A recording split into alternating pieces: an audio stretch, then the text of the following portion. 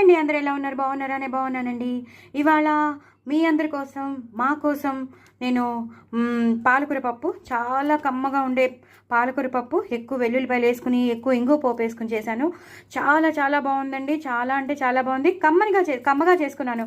ఎలాంటి చింతపండు పిండడం కానీ, మామిడికాయలు వేయడం కానీ, ఒరుగులు వేయడం కానీ, నిమ్మకాయ పిండడం కానీ ఏమీ లేకుండా చక్కగా ఇలా వెల్లుల్లిపాయలు వేసుకుని, చక్కగా ఎక్కువ పచ్చిమిరపకాయలు వేసుకుని, చాలా చాలా టేస్టీగా ఇంగు పోపు వేసుకుని చాలా చాలా టేస్టీగా చేశానండి. సూపర్ పాలకూర పప్పు అండి. నిజంగా నోరు ఊరిపోతుంది, అంత బాగుంది. ఇలా అప్పడం నంచుకొని తినేయండి, సూపర్ ఉంటుంది. పిల్లలు ఇష్టపడతారు. ఇప్పుడు వచ్చేది హాలిడేస్ కాబట్టి ఇది కావాలి అది కావాలి అంటారు కదా, అప్పుడు కంపల్సరీ మీరు ఏదో ఒకటి చేయాలని అనుకుంటారు.